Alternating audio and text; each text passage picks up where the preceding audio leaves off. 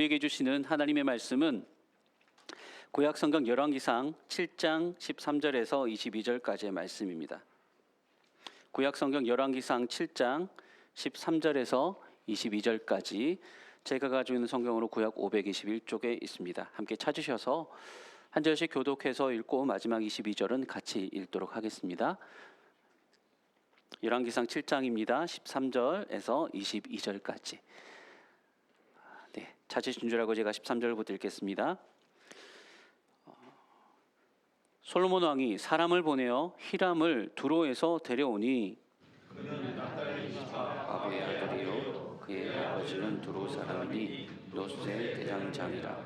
이 히람은 모든 논일의 지혜와 총명과 재능을 구비한 자이더니 솔로몬 왕에게 와서 그 모든 봉사를 하니라.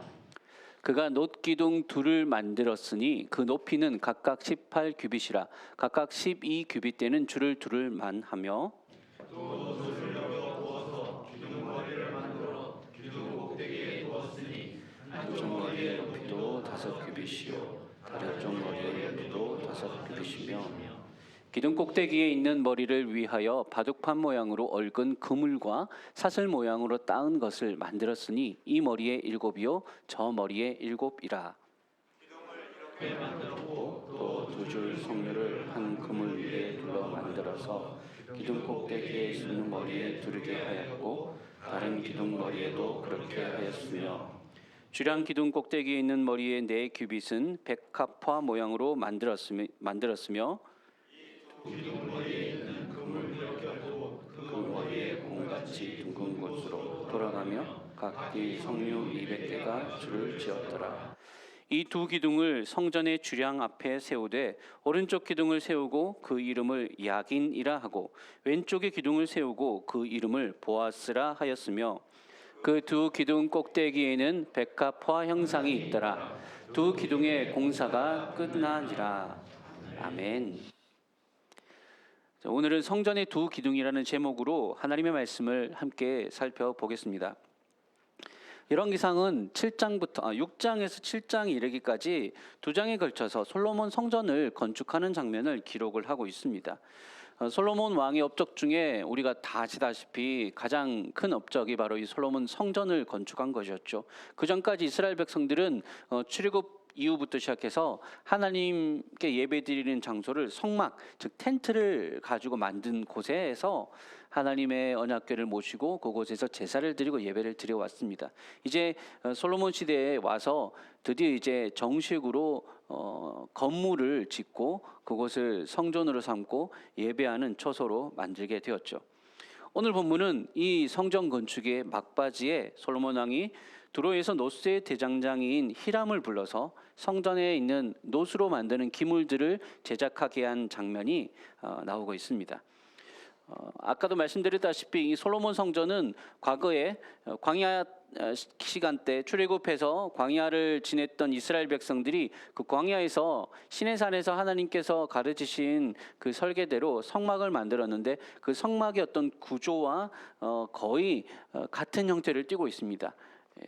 물두멍 제단이 있고요, 또 번제를 드리는 단, 그리고 안에 들어가면 성소가 있고 또 가장 중요한 지성소가 있고요, 구분되어 있고 각각의 자리마다 무엇을 어떻게 놓아야 될 것인지 광야 시대 때 성막과 거의 똑같이 수치도요 보면 오늘 이제 규빗이라는 수치가 나오는데 이게 손가락 끝에서 팔꿈치까지의 길이를 한 규빗이라고 보통 봤습니다.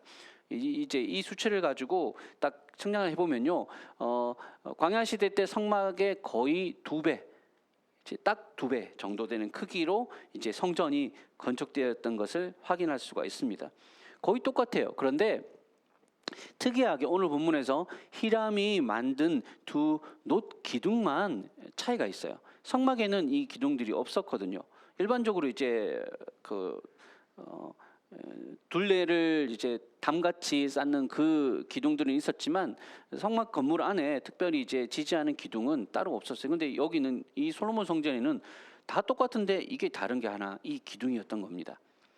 열왕기상의 기자는 지금 오늘 우리가 읽은 이 본문에서요 아주 길고 자세하게, 근데 지금 우리가 그 글로 봐서는 이게 뭔가 좀 상상이 안 되죠. 이게 도대체 어떤 모양인지 학자들도 이 글로 봐서는 도대체 이게 직접 본 사람이 이제 없기 때문에 기록으로 남아 있는 것도 없고요. 상상만 할 뿐이에요. 글로 봐서는 잘 모르는 이 두 개의 기둥을 아주 상세하게 이 기둥에 어떤 무늬를 넣었고 어느 정도 크기고 어떤 모양의 장식을 했는지 아주 길게 자세하게 설명을 하고 있습니다. 게다가 특별히 이 두 기둥에 대해서는 야긴과 보아스라고 하는 이름까지도 지어주었어요. 성전에 어디에도 이름을 지어준 어떤 명칭을 지어준 곳이 없어요. 다 성전인데 여기에만 특별히 두 개의 이름을 지어주었다는 것은 그만큼 이 솔로몬 성전에서 이 두 개의 기둥이 아주 특별한 의미를 가졌다라는 말씀이겠죠. 야긴이라고 하면 이게 뜻이 그가 세우실 것이다라는 뜻이고요. 또 보아스라고 하면 그 뜻은 그에게 능력이 있다라는 뜻입니다. 야긴과 보아스, 그가 세우실 것이다, 그에게 능력이 있다. 이게 이제 두 기둥이 딱 성전에 세워진 거예요. 멋지지 않습니까, 여러분? 이름으로도 멋집니다. 자식을 낳으면 야긴이라고 짓고 싶지 않습니까? 아니라고요? 네, 보아스라는 이름은 제가 몇 번 들어봤는데 김야긴, 박야긴은 안 들어본 것 같아요. 예, 어쨌든 좋은 뜻이고 좋은 의미고 좋은 이름들입니다. 그래서 보통 이제 여러분 이 본문을 가지고 여러 교회들에서 이 직분자를 세우실 때 임직식을 할 때 이제 보통 오시는 목사님들이 설교 때 권면으로 이 본문을 많이 쓰십니다. 여러분이 야긴과 보아스처럼 교회를 세우는 든든한 기둥들이 되시기 바랍니다라고 그렇게 이제 권면을 많이 하세요. 이 기둥이라는 이미지 자체가 갖고 있는 그게 있잖아요. 사람들이 기둥이라 하면 우리 집에 기둥 같은 자식 막 이렇게 하면 아주 큰 임무를 맡은 아주 그런 사람을 뜻할 때가 있습니다. 기둥이라는 이미지가 건물을 지탱한다라고 하는 역할을 하잖아요. 그런 역할을 하는 것과 관련해서 이제 교회를 세우는 든든한 일꾼들이 되십시오라는 의미로 이제 임직식 때 보통 이 본문을 많이 이제 인용을 합니다. 그런데 여러분 오늘 본문을 자세히 보시면요, 이 기둥의 용도에 대해서 좀 의문을 가질 만한 정황을 발견할 수가 있습니다. 보통 여러분 기둥이라고 하면 건물을 든든히 받치는 용도잖아요. 그러면 어디에 있어야 돼요? 건물 가운데 안에 있어야죠. 그런데 오늘 본문 21절에 보시면 이 기둥이 어디에 세워졌는지를 확인할 수가 있어요. 화면에 한번 띄워주시고요. 보세요. 이 기둥을 성전의 주랑 앞에 세우되라고 그렇게 말하고 있습니다. 여기서 주랑이라는 말은 현관이라는 뜻이거든요. 그러니까 성전 현관 앞에 이 건물을 이 기둥을 세워놨다라는 뜻입니다. 다시 말해서 뭔가를 이제 든든히 받치는 용도의 기둥이 아니라는 뜻이에요. 성전 앞에 덩그러니. 게다가 이 기둥 꼭대기의 모양을 보시면요, 이게 무언가를 얹을 수 있는 모양이 아니에요.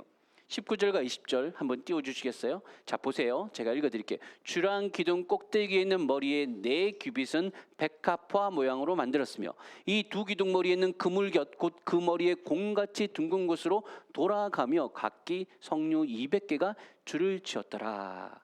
여러분 이게 마치 기둥이 있는데 그 위에 아주 예쁜 꽃무늬가 이렇게 얹혀져 있어요. 이거는 기둥은 뭔가를 받치는 용도로 있다는 게 아닐 가능성이 높아요. 그래서 제가 본문을 읽으면서 대체 이게 무슨 모양일지, 그래도 성경을 좀 이렇게 보다가 이게 시각적으로 뭔가 안 오니까 인터넷을 좀 뒤져봤습니다. 솔로몬 성전을 묘사한 여러 이제 그림들, 자료들을 한번 찾아봤는데 제가 예상한 것이 맞았어요. 어떤 장면에는 이제 기둥을 받치는 모양도 있지만 많은 부분에서요, 솔로몬 성전을 묘사할 때 이렇게 되어 있습니다. 화면에 띄워주시겠어요? 기둥 두 개가 뭔가를 건물을 받치는 용도가 아니에요. 그냥 덩그러니 건물 앞에 두 개가 세워진 형상입니다. 게다가 위에 이제 뭐 꽃무늬 있고 원 모양이고 이거는요, 그 위에 뭔가를 얹으라는 용도가 아니라 그 자체로 어떤 조각 형상을 가지고 있다는 의미이죠.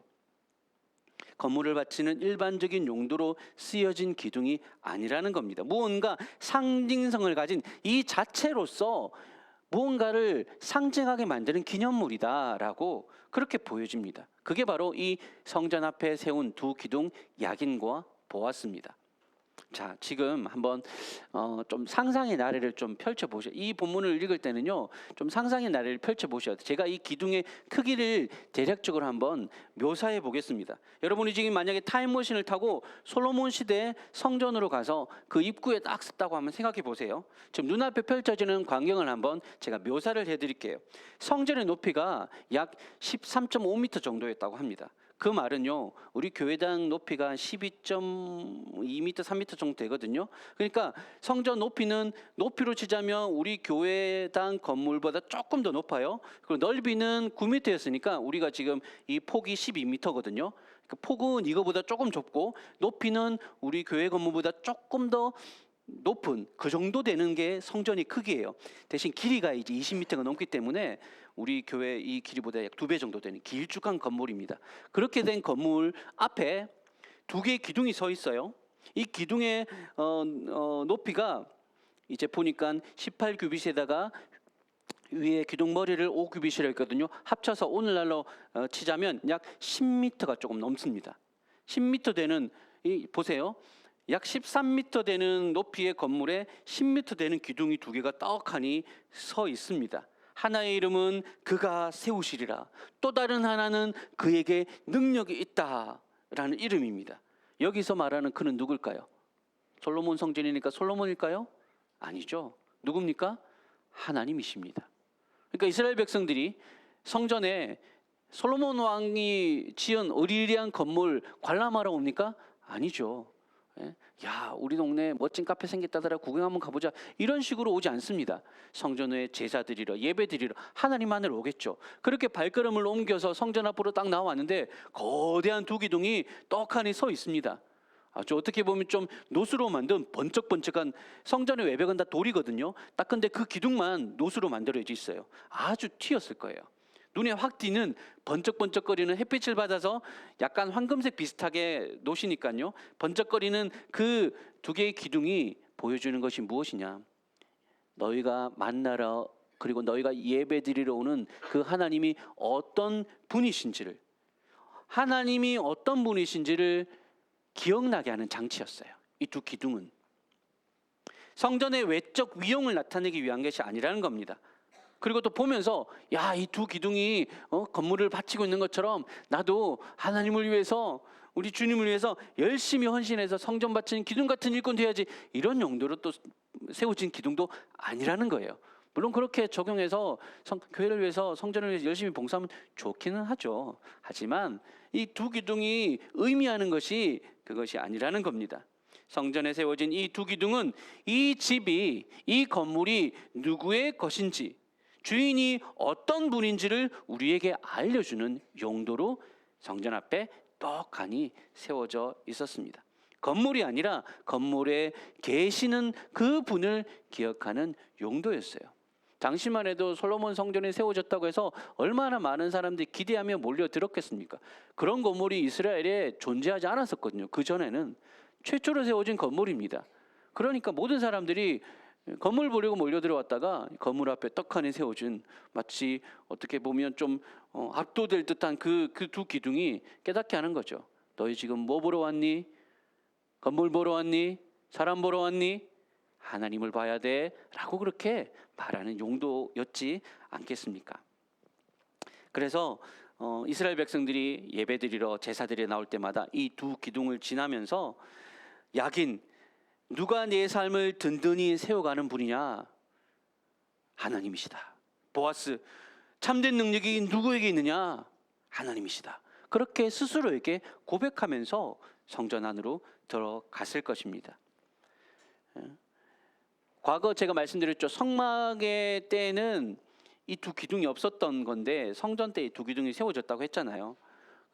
실제로는 없었던 기둥이 세워진 건데, 제가 이렇게 이 열왕기상을 묵상하면서 이 두 기둥의 의미를 곰곰이 생각해 보다가, 그러고 보니까 이스라엘 백성들이 광야 시대에도 있었어요. 없었던 게 아니에요. 이스라엘이 출애굽에서 40년간이나 그 고난의 그 광야길을 걸을 때 하나님이 두 기둥이 있었어요. 뭔지 아십니까? 그렇죠. 구름 기둥과 불 기둥입니다. 출애굽기 13장 21절과 22절 말씀인데요. 제가 한번 읽어드릴게요. 들어보십시오. 화면에 띄워주시고요. 여호와께서 그들 앞에서 가시며 낮에는 구름 기둥으로 그들의 길을 인도하시고 밤에는 불 기둥을 그들에게 비추사 낮이나 밤이나 진행하게 하시니 낮에는 구름 기둥 밤에는 불 기둥이 백성 앞에서 떠나지 아니하니라. 두 기둥이 있었단 말이에요. 성전에는 없지만 성전 바로 옆에서 떡하니 낮에는 그 더운 때약볕을 가려주는 구름의 기둥으로 밤에는 그 추운 날씨를 온기를 더내주는 불의 기둥으로 하나님께서 기둥의 모습으로 현현하셔서 이스라엘 백성들과 함께 하셨다는 겁니다. 이 형상이죠. 하나님이 함께 하심에 눈으로 시각적으로 보여주는 형상이었습니다. 그래서 하나님께서 자기를 의지하고 자기에게 나오는 모든 이들에게 힘을 내라고, 내가 함께 할 테니까 걱정하지 말라고 격려하시기 위해서 지금 솔로몬 성전에도 과거 불기둥과 구름기둥을 인도하셨던 그 하나님의 그 은혜를 기억하라고 그가 세우시리라, 그에게 능력이 있다, 야긴과 보아스 두 기둥을 세우셨다고 저는 믿습니다. 사랑하는 여러분, 여러분도 오늘 이 예배 자리에 나오실 때 어떤 마음으로 나오셨습니까? 두 기둥을 기억하시면서 주님 앞에 나아갈 수 있었으면 좋겠습니다. 야긴을 기억하십시오. 야긴 무슨 뜻입니까? 그가 세우시리라. 하나님이 말씀하십니다. 너의 인생을 내가 세워줄 것이다 라고 말씀하십니다. 내가 다시 일으켜 세우고 굳건하게 해줄 것이다 라고 그렇게 이 예배 가운데서 말씀하십니다. 여러분, 우리가 살아가다가 만나는 여러 가지 문제들이 많습니다. 다들 겉으로는 멀쩡하게 보이지만 문제 없이 살아가는 사람은 없고요, 문제 없는 가정들도 없습니다. 남들에게 이제 감칠 뿐이지 저마다 여러 문제들을 안고 인생의 짐들을 지고 살아갑니다. 그러다가 그 문제가 버거워지고 내가 내 힘으로 할 수 없다고 여겨질 만한 상황이 될 때 마음이 무너지고 그로 인해서 삶이 깨어지고 망가질 때도 있다라고 하는 것입니다. 그럴 때마다 사랑하는 여러분, 이 예배 자리에 나오시면서 다시금 우리의 무너진 마음과 무너진 삶을 하나님 앞에 가지고 나와서 주님께 맡겨드리시는 여러분 되시기를 주님의 이름으로 축원합니다. 하나님이 다시 세워주실 것입니다. 하나님이 무너진 것들을 다시, 망가진 삶을 다시 고쳐주실 것입니다. 우리 왜 어릴 때 이런 일 있잖아요. 아기를 키우거나 우리도 어릴 때 장난감 가지고 놀다가 뭔가 망가지고 고장나면 잘 안 돼. 그러면 어떻게 해요? 들고 이제 아빠한테 가는 거죠. 아빠 고장났어. 그러는 거잖아요. 우리 저기 애기들도 있는데 가지고 이제 장난감 망가졌는데 아빠한테 가지고 오면 그때는 이제 아빠는 거의 뭐 천하무적 맥가이버예요. 뭐든지 다 고쳐요.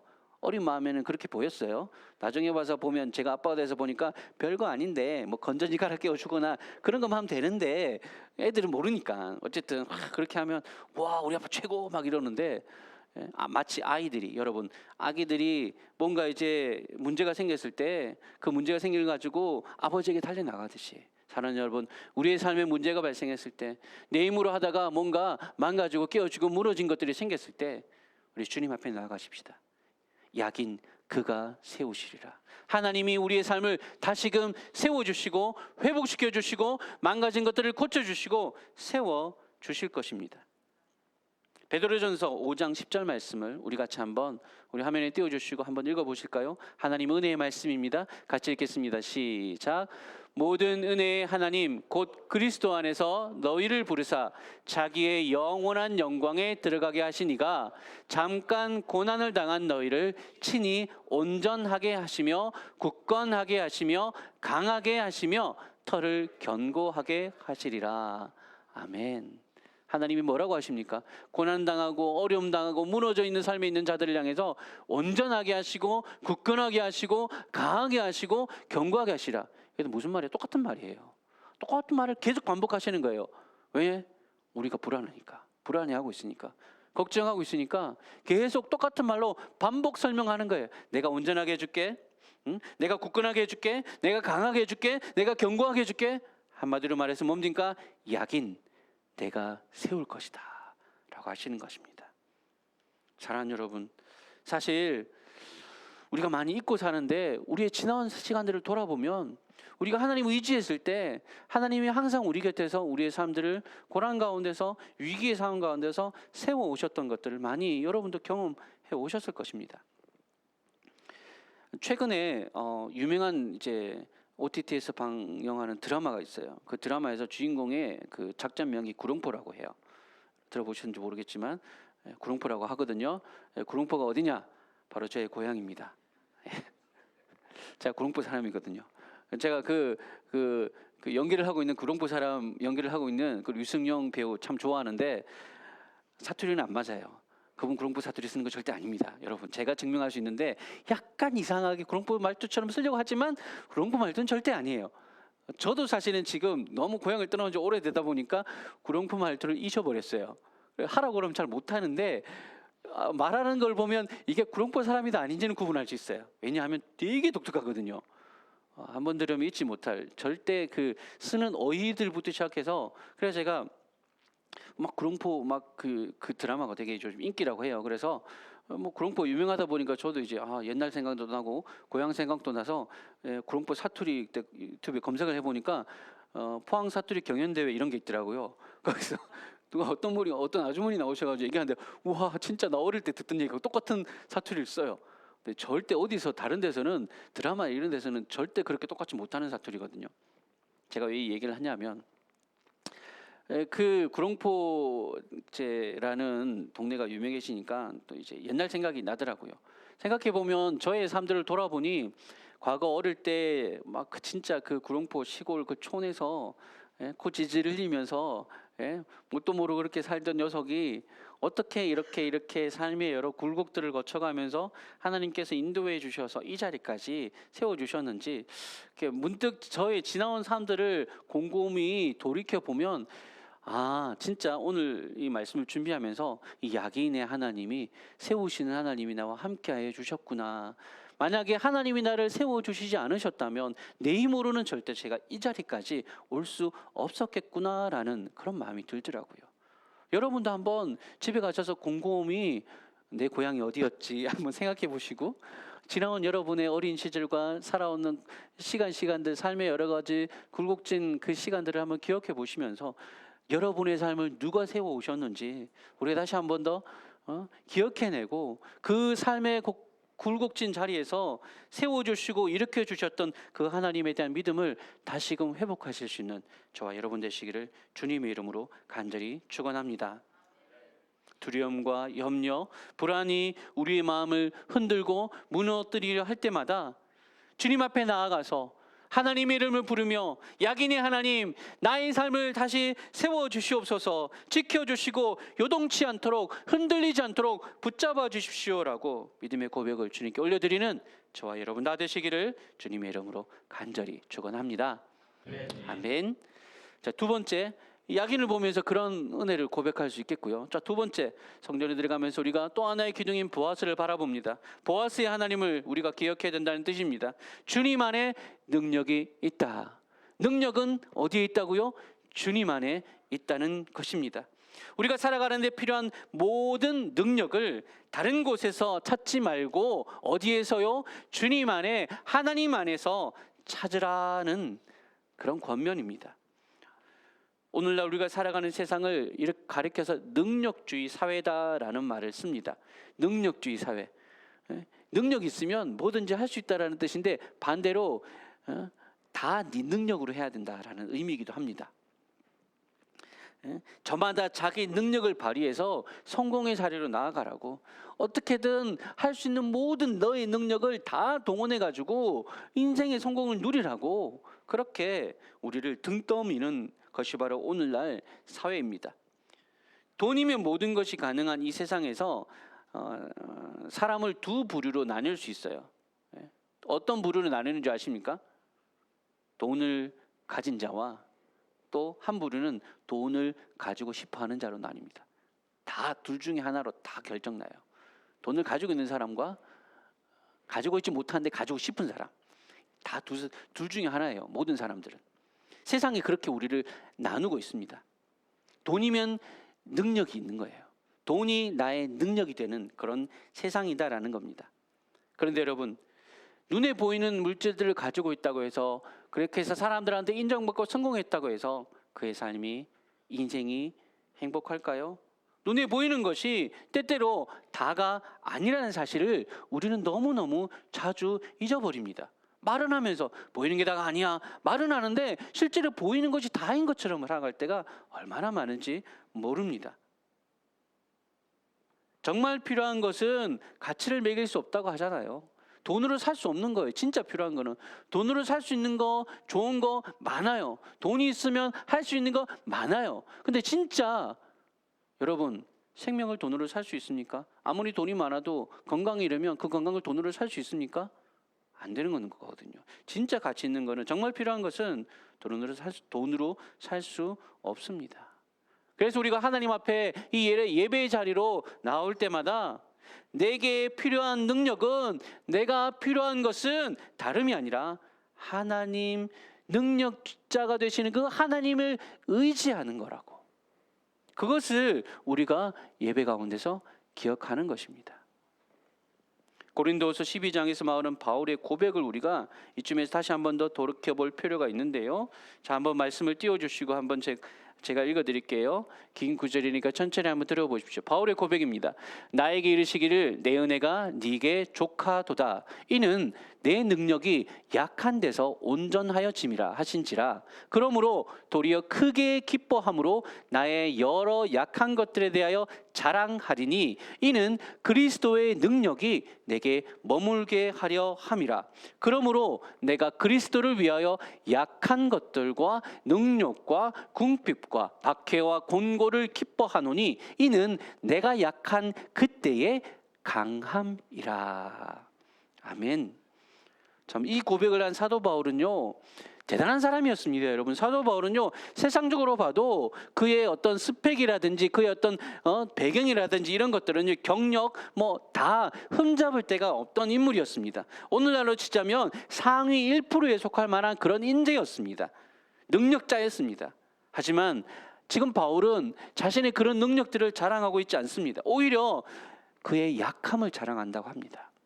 부족함을 자랑한다고 합니다. 그가 자랑하는 것은 하나밖에 없어요. 그리스도, 예수님, 그분만 자랑하는 겁니다. 예수님만 계시면 자신의 어떤 이 약함 다 자랑거리가 될 수 있다라고 그렇게 지금 고백하는 것입니다. 그에게 있어서 강함은 그의 어떤 배경이라든지 그의 어떤 학벌이라든지 어떤 외적인 어떤 스펙 이런 게 아니라 그에게 있어서 진짜 강함은 무엇이냐면 그 속에 있는 예수 그리스도이셨습니다. 사랑하는 여러분, 바울의 능력을 주시는 그리스도, 그분은 어떤 분이십니까? 세상이 보기에 그분은 약한 존재였습니다. 세상이 보기에 그분은 사람들에게, 제자들에게 마저 배신당하고 사람들에게 잡혀서 반역죄의 누명을 쓰고 십자가에서 죽임당한 자입니다. 그런 분이셨습니다. 약한 분입니다. 하지만 그 약한 가운데서 그분의 진정한 능력이 나타났습니다. 십자가에서 자신을 죽음에 내어줄 정도로 약해질 때 가장 약한 존재로 자신을 하나님 앞에 들이셨을 때 하나님께서 예수 그리스도 안에서 우리를 구원하시는 기적을 베푸셨습니다. 그분이 가장 약해지셨을 때 그 약함의 능력이 우리를 구원하셨다라고 하는 것입니다. 그 약함의 상징인 십자가가 사망 권세 깨트리고 우리를 구원하는 구원의 능력으로 바뀌게 한 것, 그것이 바로 하나님의 능력이셨습니다.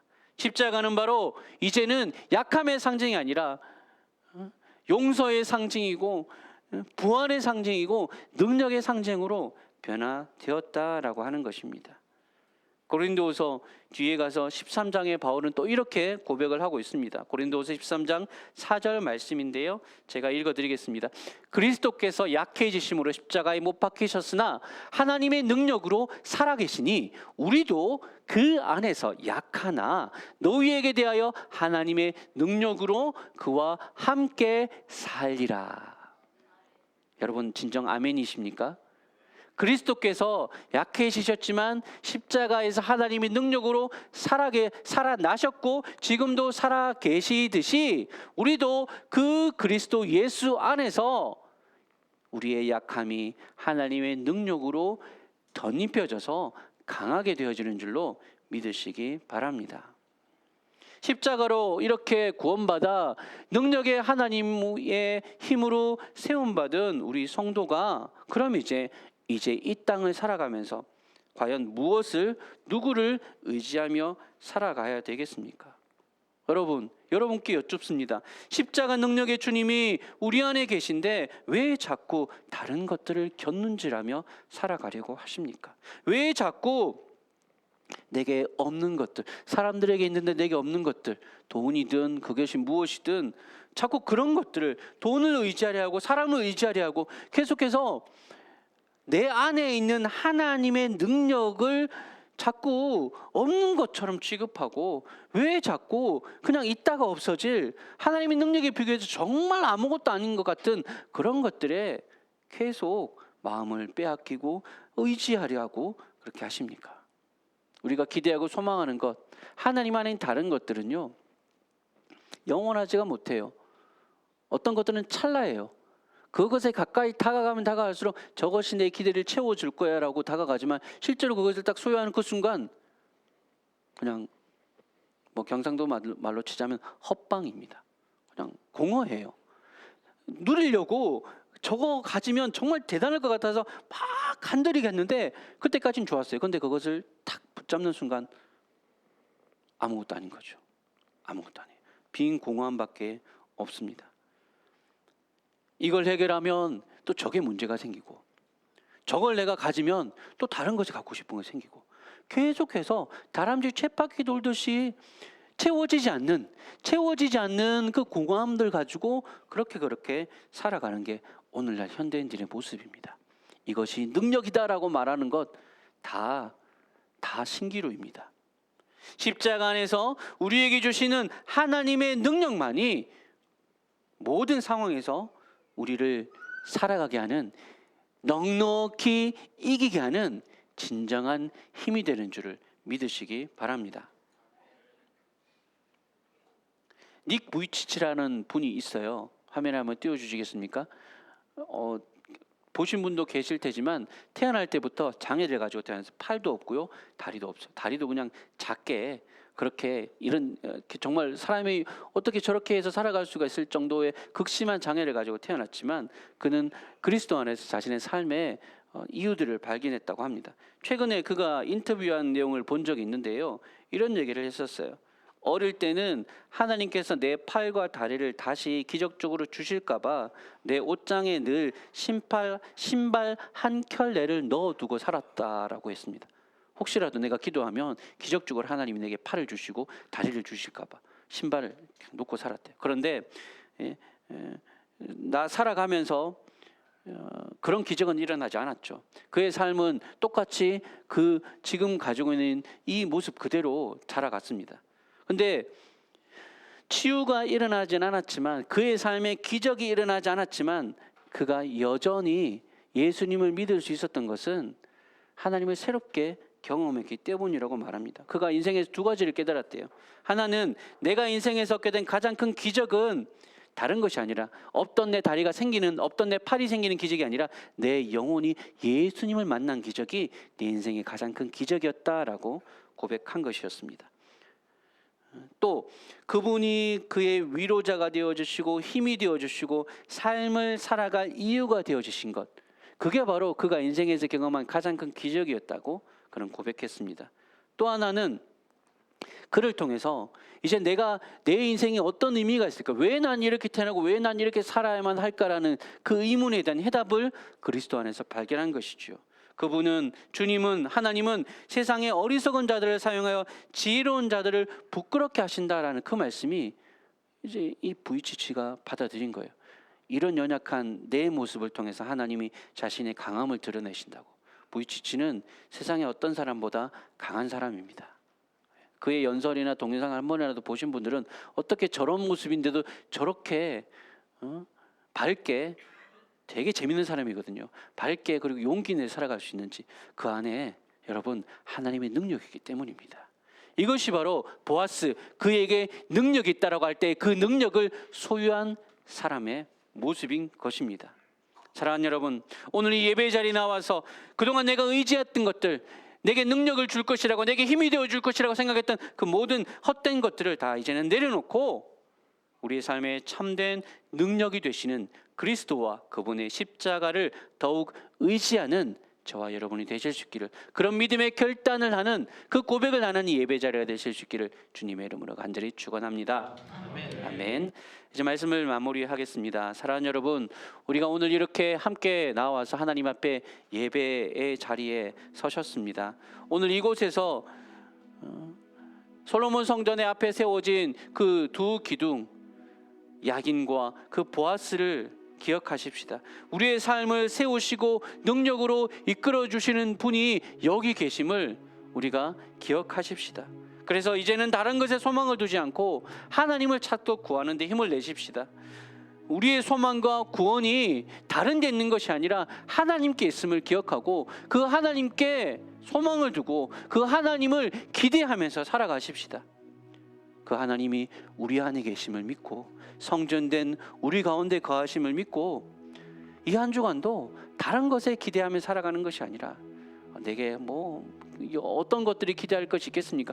하나님을 가장 기대하며 살아가십시다. 이번 한 주간 동안도, 오늘부터 시작된 이 한 주간 동안도 하나님이 내 삶 가운데 어떻게 세우시고 능력으로 함께 하실지 그 하나님의 역사를 기대하면서 주님을 더욱 의지하며 살아가시기로 다짐하고 결단하시는 모든 주의 백성들 다 되시기를 주님의 이름으로 간절히 축원합니다. 네, 우리 말씀을 생각하시면서 아까 불렀던 찬양 다시 한번 같이 고백하시면서 함께 기도의 자리로 나아가겠습니다.